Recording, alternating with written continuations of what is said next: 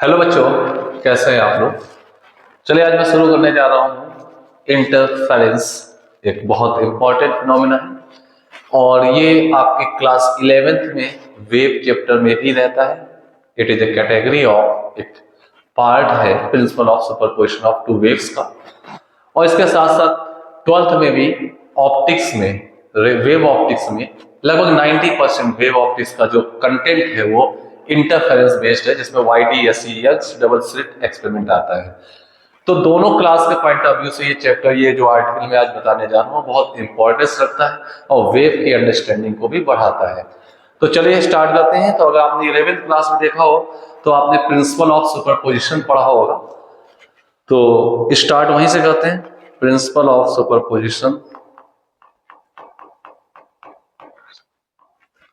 Of superposition.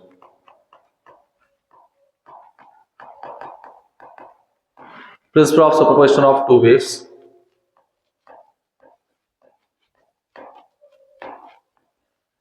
Principle of superposition of two waves। तो इसमें क्या है, अगर आपने पढ़ा हो तो इसका जो डेफिनेशन था वो ये था, when two or two more than two wave propagate simultaneously in the same medium, then after superposition resultant displacement of any medium particle is given by vector sum of displacement given by each wave individually।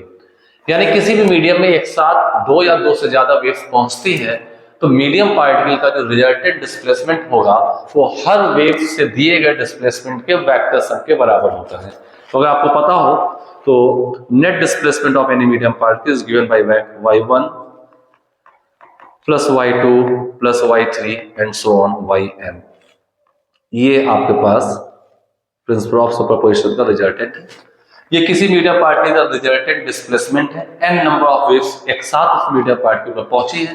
y1 पहली wave में जो displacement दिया है, y2 second wave का displacement है, y3 third wave से दिया गया डिस्प्लेसमेंट है। अब आप देख रहे हैं यहाँ कोई वेक्टर सम जैसा नहीं लगा है, क्योंकि यहाँ पर जो डिस्प्लेसमेंट है वो साइन या कॉस के ही फंक्शंस होते हैं। तो ट्रिग्नोमेट्रिकल फंक्शन जो होते हैं उनको डायरेक्टली ऐड करने पर ही उनका सम वेक्टर सम के बराबर मिल जाता है।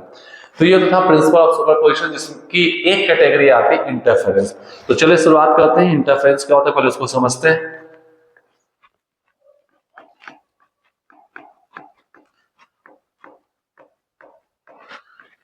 इंटरफेरेंस, इसको समझने के लिए कोहेरेंट वेव समझना होता है and sources.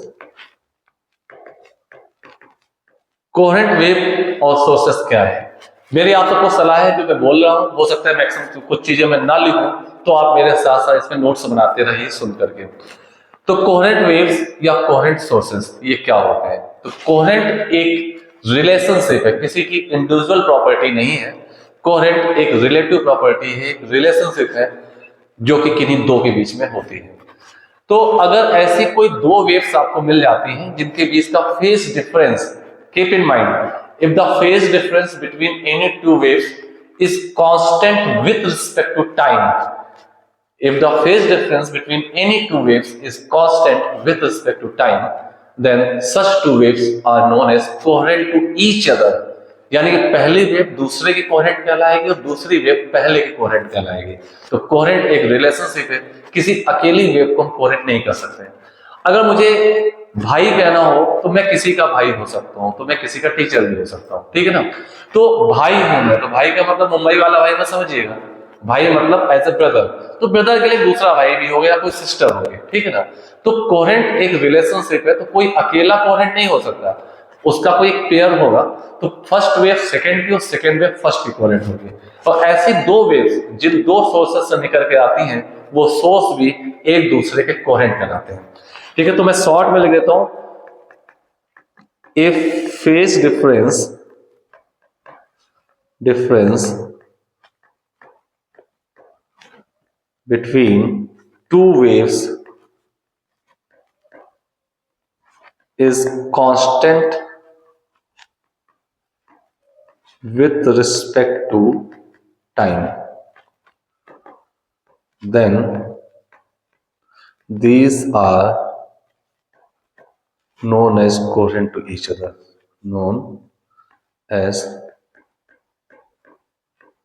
coherent to each other. If the phase difference between two waves is constant with respect to time, then these are known as coherent to each other. Interference होने के लिए दो waves के बीच superposition की एक special phenomena जिसको हम interference कहते हैं, इंटरफेरेंस होने के लिए वेव्स का कोहेरेंट होना मैंडेटरी है। तो ध्यान रखिएगा, coherent phenomena is mandatory to be interference. तो दिस इज मैंडेटरी कंडीशन, बहुत इंपॉर्टेंट कंडीशन है, यानी कि फेज डिफरेंस उनके बीच कांस्टेंट होना चाहिए। ठीक है, अब बात करते हैं इंटरफेरेंस की डेफिनेशन होती क्या है। तो when to coherent waves, interference के लिए तीन इंपॉर्टेंट प्रॉपर्टी हैं, ध्यान दीजिएगा। पहली प्रॉपर्टी कोहेरेंट होना जरूरी है। When to coherent waves having same frequency and nearly same amplitudes, frequency same होनी चाहिए और एम्पलीट्यूड नियरली सेम होने चाहिए। कोई मैंडेटरी नहीं है, अभी मैं सारी चीजें एक्सप्लेन करूंगा, अभी आर्टिकल आगे आता है।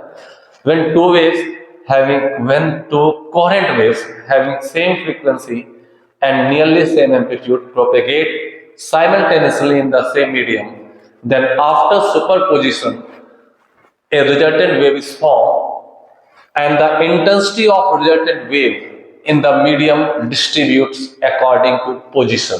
यानी कि दो वेव मीडियम एक साथ पहुंची, उनका सुपरपोजिशन हुआ, दोनों वेव के पास कुछ स्पेशल प्रॉपर्टी होनी चाहिए, कोहेरेंट होनी चाहिए, फ्रीक्वेंसी सेम होनी चाहिए और एम्पलीट्यूड्स नियरली सेम होने चाहिए।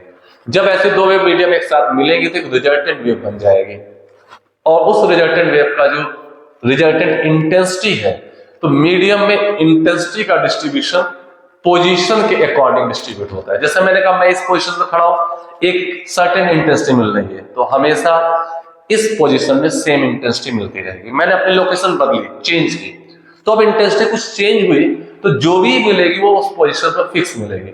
यानी कि redistribution of intensity in the medium according to position जो होता है, तो ये रीडिस्ट्रीब्यूशन की जो फिनोमिना है इंटेंसिटी के रीडिस्ट्रीब्यूशन की, इसी को ही हम इंटरफेरेंस कहते हैं। तो चलिए हम डेफिनेशन लिख लेते हैं। When to coherent waves having same frequency is mandatory condition, coherent source is mandatory condition, having same frequency, आगे बढ़ते हैं, and nearly same amplitude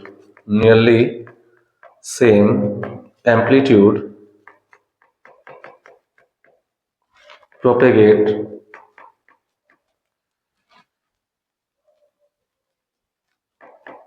simultaneously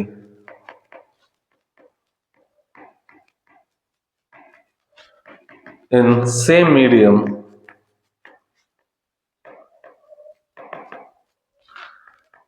then after superposition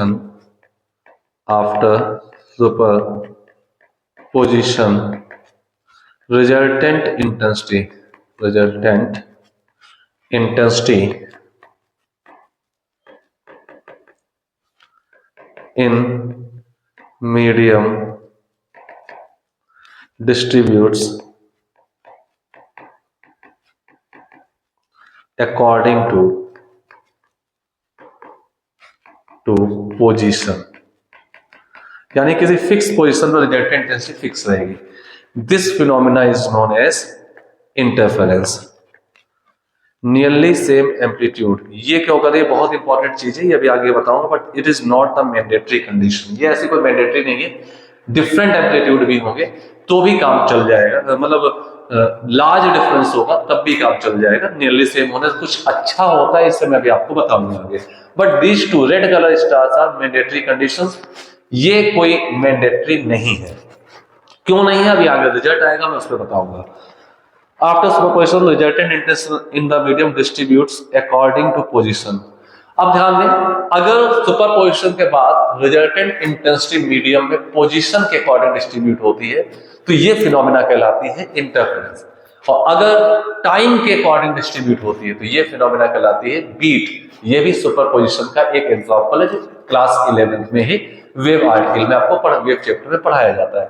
ठीक है, तो चलते हैं अब इसमें कुछ और पॉइंट्स जान लेते हैं। There are some positions in medium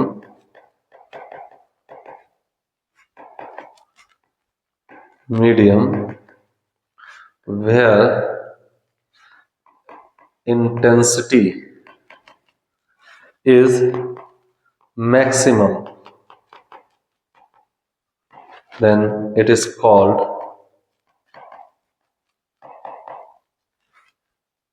constructive interference.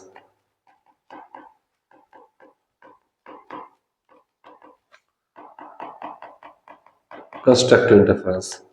Medium में कुछ ऐसे पॉइंट होते हैं जहां पे इंटेंसिटी मैक्सिमम होती है तो हम ये कहते हैं कि वहां पे कंस्ट्रक्टिव इंटरफेरेंस हुआ है। सिमिलरली मिनिमम इंटेंसिटी जहां पर होगी तो हम ये कह सकते हैं डिस्ट्रक्टिव इंटरफेरेंस हुआ है। डिस्ट्रक्टिव इंटरफेरेंस हुआ है, तो आपको ध्यान रखना है। तो there are some position in the medium where the intensity is maximum, then the interference at this point is known as the constructive interference, and also there are some position where the intensity is minimum, then the interference at this point is known as the destructive interference. Clear? तो चलते आते हैं mathematical analysis कर लेते हैं। तो let us, हमने दो ऐसी वेव सेलेक्ट कर ली हैं, y1 a1 sin omega t, this is equation number 1, and y2 a2 sin omega t plus phi, equation number 2।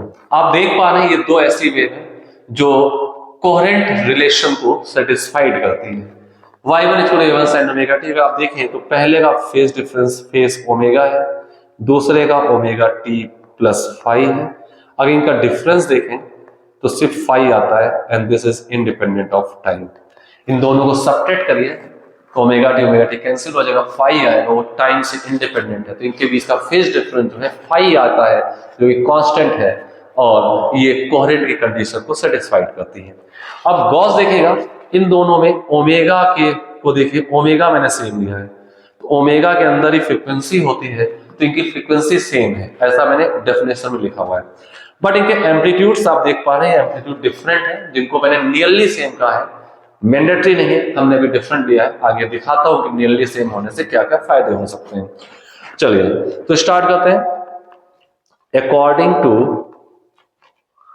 Principal of superposition, मैंने शॉर्ट में लिख दिया है, मेरी बातों सुनिएगा और नोट साथ साथ बनाएंगे तभी आपको फायदा मिलेगा। According to principle of superposition y is equal to y1 plus y2.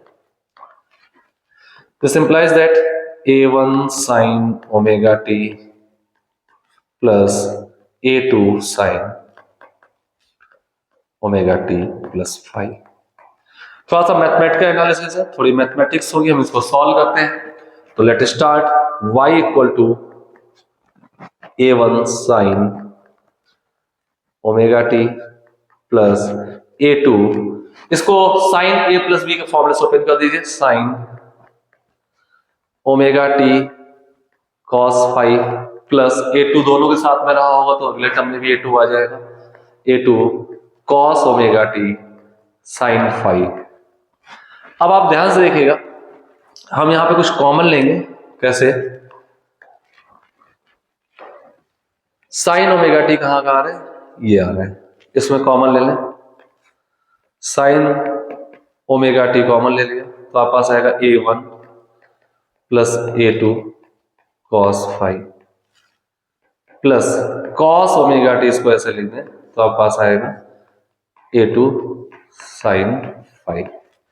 यहां पे हमने मान लिया, लेट अस कुछ एक सब्स्टिट्यूशन करने जा रहे हैं, इसको सब्स्टिट्यूट कर लें, a1 plus a2 cos phi को एनीवन कैपिटल ए कॉस थीटा मान लिया, इक्वेशन नंबर 3, और a2 साइन फाई को कैपिटल ए साइन थीटा मान लिया, सपोज कर लिया 4। जैसे भी स्टेप पे वाली वैल्यूज रखेंगे तो हमारे पास क्या आ जाएगा, आपके पास आ जाएगा y equal to, this is y equal to sine omega t, और इसकी जगह a cos थीटा रख देंगे, तो साइन ओमेगा टी और a cos थीटा में a आगे आ जाएगा cos theta plus cos omega t into a2 sine phi की जगह मैंने कैपिटल ए साइन थीटा, तो साइन थीटा यहां लिख दें, इसका भी a आगे आ जाएगा, तो a अगर मैं दोनों में कॉमन ले लूं तो ये ब्रैकेट के बाहर आ जाएगा। अब गॉस जगह sine omega t cos theta plus cos omega t sine theta, y equal to a sine omega t plus theta. ये आपके पास इक्वेशन नंबर 5 आ चुकी है। इसको बोलते हैं equation of resultant wave. Equation of resultant wave आ चुकी है। और इस इक्वेशन ऑफ रिजल्टेंट वेव में देखें तो omega is same as component wave, same as component waves. इसका ओमेगा जो है कंपोनेंट वेव्स की तरह सेम आया हुआ है। जस्ट मिनट आता हूं, 1 मिनट।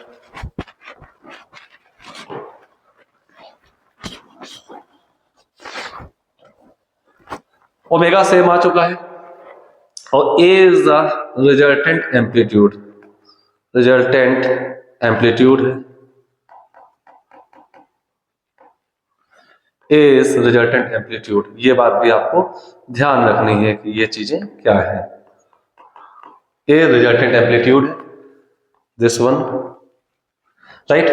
अब हम बात करते हैं रिजल्टेंट एम्पलीट्यूड हमारा आएगा कहां से। तो इक्वेशन 3 और 4 हमारे पास है, इनको स्क्वायर करके ऐड करते तो रिजल्टेंट एम्पलीट्यूड आ जाएगा। तो मैं यहां लिख सकता हूं इक्वेशन नंबर 3 स्क्वायर प्लस 4 का स्क्वायर। तो गौर देखें, अगर मैं 3 और 4 का स्क्वायर कर दूं तो a square cos square theta plus a square sine square theta 1 हो जाएगा, a स्क्वायर बच जाएगा। तो a स्क्वायर इक्वल टू इनका स्क्वायर करके ऐड करें तो a2 square a1 square plus a2 square cos square 5 plus 2a1 a2 cos 5, a1 square plus a2 square cos square 5 plus 2a1 a2 cos 5 plus इसका square आएगा a2 square sine square 5। गौर देखिए ये दोनों term मिलाकर a2 square बचेंगे। तो resultant amplitude का square आपके पास जो आ जाएगा वो आ जाएगा a1 square plus a2 square plus 2a1 a2 cos 5। अगर मैं यहां से स्क्वायर हटा दूं इस जगह से तो यहां पे रूट ओवर आ जाएगा। ये रिजल्टेंट वेव का एम्पलीट्यूड आपके पास आ जाएगा, amplitude of resultant wave. This is equation number 6। Let us suppose 5 मैं ऊपर दे चुका हूं, इक्वेशन नंबर 6। अब इसके बाद मैं काम करता हूं, अगर आपको पता है इंटेंसिटी जो होती है directly proportional to A square है। आपको पता हो इंटेंसिटी का फॉर्मूला होता है 2 pi square n square A square rho into v. किसी भी वेव की इंटेंसिटी फॉर्मूला ये होता है 2 पाई कांस्टेंट हो गया, एन है फ्रीक्वेंसी। आपकी जो दोनों कंपोनेंट वेव की फ्रीक्वेंसी जो भी थी ओमेगा ओमेगा दोनों में दिया था तो उसके अंदर 2 पाई फ्रीक्वेंसी लिखा होगा। तो दोनों की सेम है, तीनों की सेम है, यानी कंपोनेंट वेव और रिजल्टेंट वेव की। तो एन भी कांस्टेंट हो गया। सारी वेव एक ही मीडियम में चल रहे तो रो भी फिक्स हो गया और सेम मीडियम में स्पीड भी फिक्स हो गई। तो सारे टर्म फिक्स हुए तो intensity is directly proportional to A square.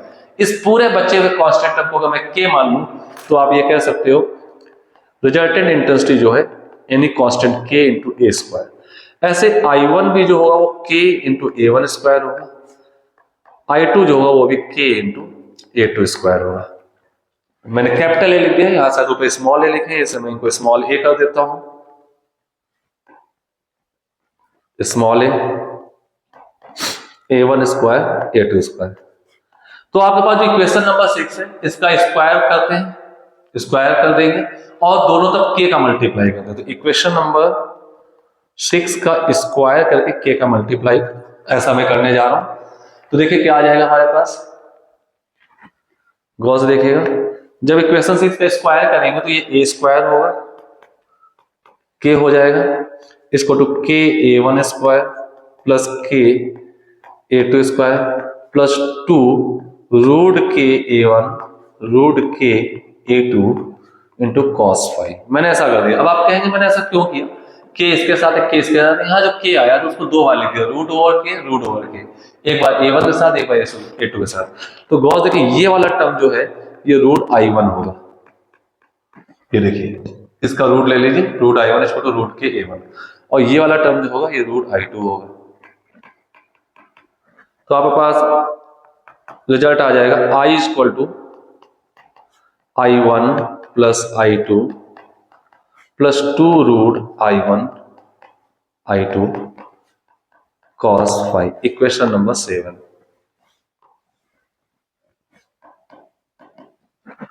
Six equation हमारी एम्पलीट्यूड की बनी थी, 7 नंबर इक्वेशन इंटेंसिटी की हो गई है। अब हम यहां आते हैं केस 1 पे। केस 1 हमारा है condition for constructive interference. Constructive interference की क्या कंडीशन होती है? कंस्ट्रक्टिव इंटरफेरेंस मतलब आई मैक्स होना, आई मैक्स या ए एम्पलीट्यूड पे डिपेंड करे इंटेंसिटी, एम्पलीट्यूड का मैक्स होना, ये कब होगा? तो आप देख रहे हैं इंटेंसिटी के फॉर्मूले को देखें या एम्पलीट्यूड के फॉर्मूले देखें। मैं एम्पलीट्यूड का फॉर्मूला नीचे ले लेता हूं फिर से एक बार, जिससे आपको बार बार उतना स्लाइड ना करना पड़े। यहां पे लिख देता हूं,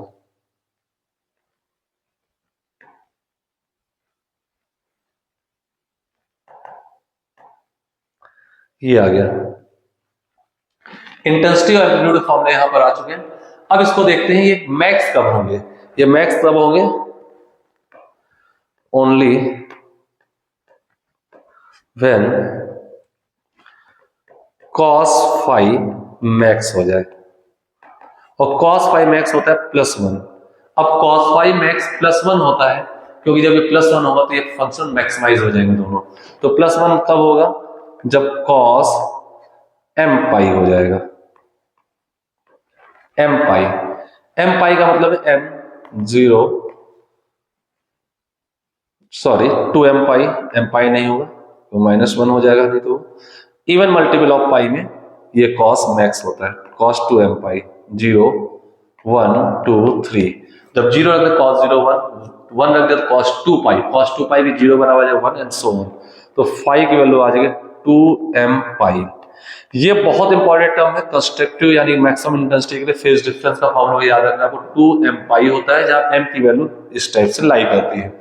ठीक है, यही पे मैं आपको एक पॉइंट और इंपॉर्टेंट पॉइंट नोट लिखवाना चाहूंगा, ध्यान दीजिएगा। एक इंपॉर्टेंट है नोट, कंस्ट्रक्टिव यानी कि मैक्सिमम इंटेंसिटी के लिए फेज डिफरेंस तो ये एक टर्म फॉर्मूला होता है फेज डिफरेंस इसको two 2 pi by lambda into path difference delta x. तो डेल्टा एक्स आपके पास आएगा lambda upon 2 pi into phase difference, तो लेमडा अपॉन 2 पाई और फेज डिफरेंस है 2m पाई। कंस्ट्रक्टिव के लिए फेज डिफरेंस में 2m पाई निकाला है, तो 2 पाई कैंसिल कर दीजिए, तो पाथ डिफरेंस जो आपके पास आ जाएगा कंस्ट्रक्टिव के लिए, path difference delta x m lambda आ जाएगा। गौर देखिए यहाँ पे m and this one is lambda, m lambda बचा है, तो पाथ डिफरेंस m लेमडा, और m की वैल्यू 0 1 2 यानी कि 0 lambda 2 lambda 3 lambda and so on. ऐसे फेज डिफरेंस फाई लिखें या इसको डेल्टा फाई लिखें, जो ये ऊपर लिखा हुआ है ये 2m पाई है तो ये आपके पास आएगा 0 2 पाई 4 पाई 6 पाई। ये सब कंस्ट्रक्टिव के लिए फेज डिफरेंस और पाथ डिफरेंस के फॉर्मूले। तो चलिए आते हैं, जब आपने cos फाइव को +1 रख दिया तो a मैक्स हमारा क्या मिलने वाला है और i मैक्स क्या मिलने वाला है, तो इसको चेक कर लेते हैं। अगर आप इक्वेशन नंबर 6 देखें, 5 को 1 कर देंगे तो a1 प्लस a2 का होल स्क्वायर बन जाएगा, ये a1 square plus a2 square plus 2a2, और ये आपके पास i मैक्स क्या मिल जाएगा i1 plus i2 plus 2 root i1 i2, जो कि root i1 plus root i2 whole square हो जाएगा। तो आप यहां लिख सकते हैं a मैक्स आपके पास आ जाएगा, और रूट ओवर भी लगा है तो a1 प्लस a2 आ जाएगा, a मैक्स आ गया a1 plus a2। Equation number हमारी कौन सी हो चुकी है 7th, that is 8th, a1 plus a2, और i मैक्स जो आ जाएगा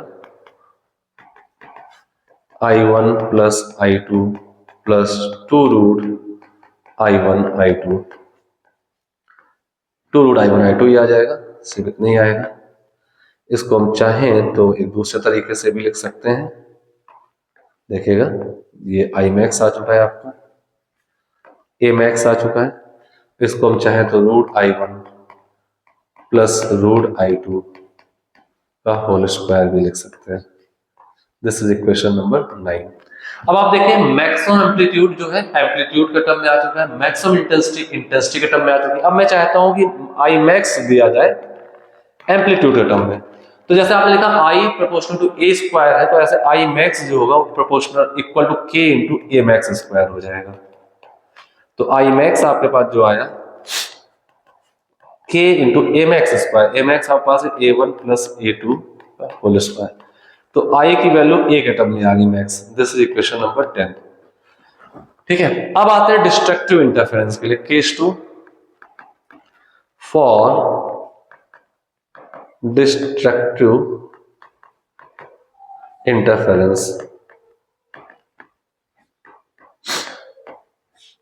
डिस्ट्रक्टिव इंटरफेरेंस के लिए यानी कि I minimum and A minimum. I minimum और A मिनिमम की हम बात कर लें तो फिर से ऊपर से A और I के फॉर्मूलों को कॉपी कर लेते हैं। This one is general value of I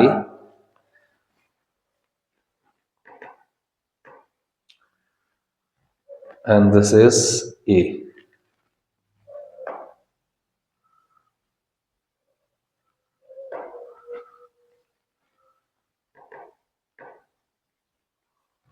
हमने ये लिख लिया।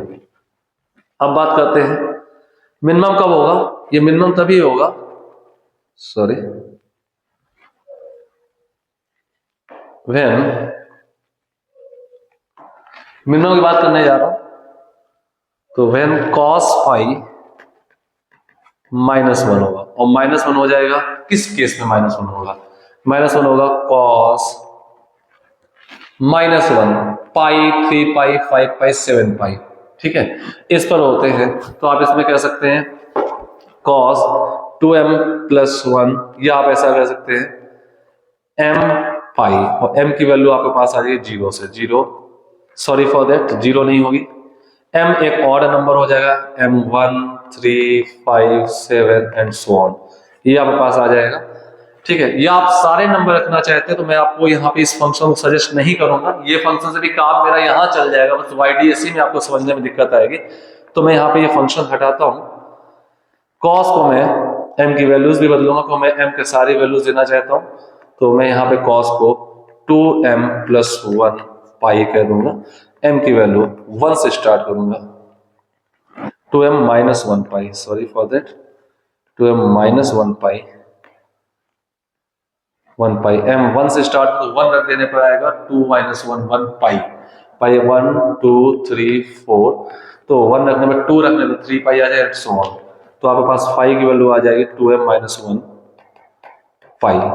तो डिस्ट्रक्टिव के लिए फेज डिफरेंस की कंडीशन है, it means pi 3 pi 5 pi 7 pi and so on.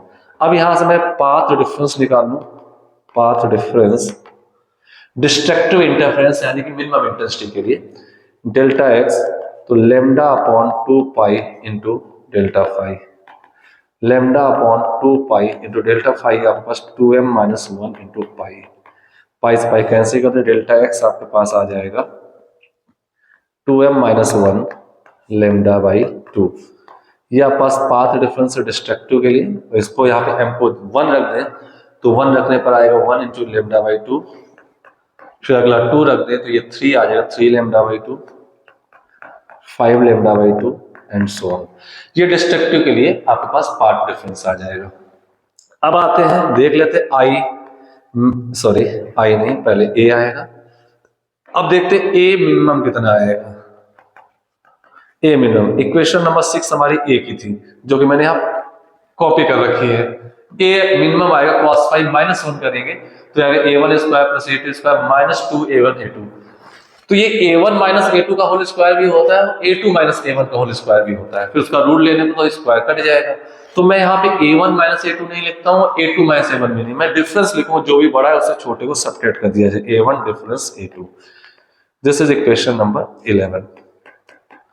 Similarly I minimum जो हमारे पास आएगा, आई मिनिमम वो आएगा i1 plus i2 plus, sorry plus नहीं, यहाँ माइनस हो जाएगा क्योंकि कॉस में -1 लिया, -2 रूट i1 i2। अब हम चाहें तो इसको दूसरे फॉर्मेट में भी लिख सकते हैं, इसको हम लिख सकते हैं root i1 difference root i2 का होल स्क्वायर, इस टाइप से भी लिखा जा सकता है। Equation number 12। अब मैं आई मिनिमम को एम्पलीट्यूड्स के टर्म में चाहता हूं, तो ये आपके पास आएगा k into A minimum whole square.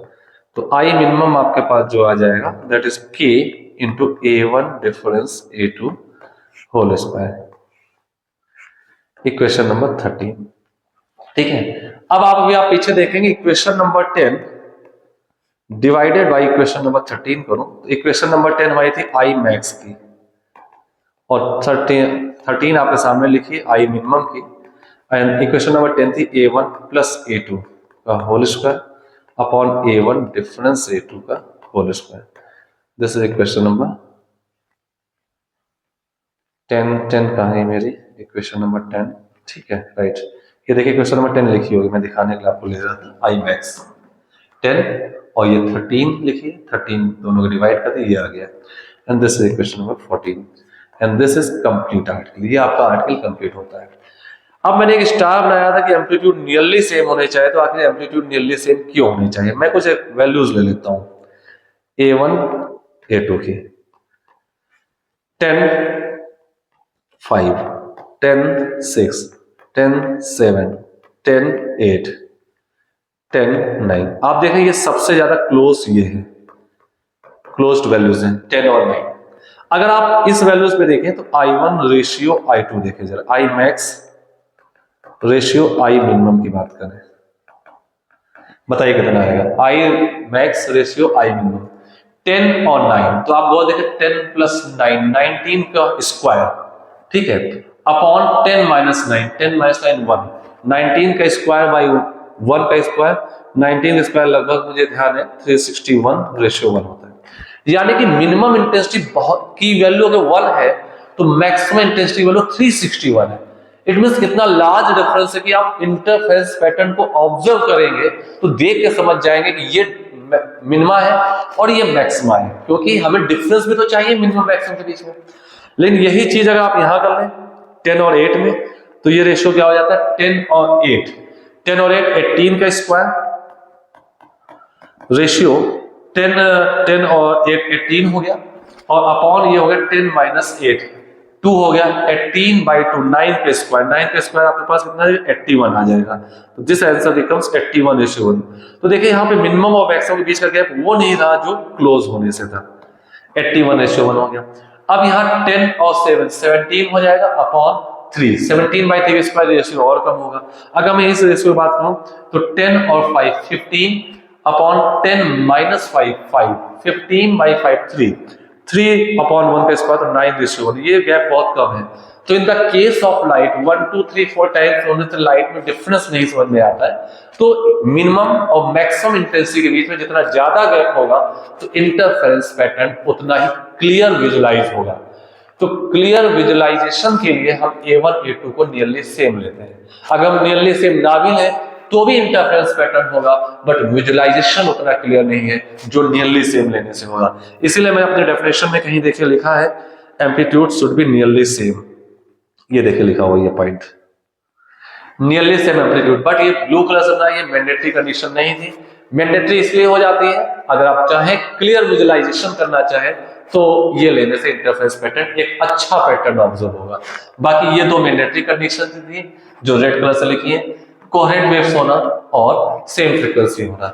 अब ये जो मैंने आर्टिकल बताया, ये जितने फॉर्मूले बताए हैं, ये आपके बहुत इंपॉर्टेंट फॉर्मूले इस चैप्टर के पॉइंट ऑफ व्यू से भी, वेव मोशन के पॉइंट ऑफ व्यू से भी, और आपका 12th में वेव ऑप्टिक्स जो चैप्टर आता है उसका 95% क्वेश्चन सिर्फ और सिर्फ इंटरफेरेंस होता है, वाईडीएससी होता है, और वाईडीएससी का बैकबोन है ये फॉर्मूले, इन्हीं के बेसिस पर वाईडीएक्स ऐसे एक्सपेरिमेंट को कंप्लीट सॉल्व किया जाता है। तो keep on watching, stay tune, देखते रहें, आपको पर डे कुछ ना कुछ नए टॉपिक, नए अपडेट्स मिलते रहेंगे। और ये आर्टिकल हमारा नीट, जेईई मेंस, एडवांस सारे बच्चों के इंपॉर्टेंस था। And keep on sharing also, comment जरूर करें जिससे मुझे पता चलता है आप इससे सीख पा रहे हैं। और कंप्लीट नोट्स जरूर बनाएं, खुद के नोट्स के अलावा किसी और नोट्स पर भरोसा मत करें। और जो नोट्स आपने लिखे नहीं है, कितना भी पढ़ लें, उससे कोई भी चीज कॉन्सेप्ट रिकॉल नहीं हो सकती। Okay, thank you.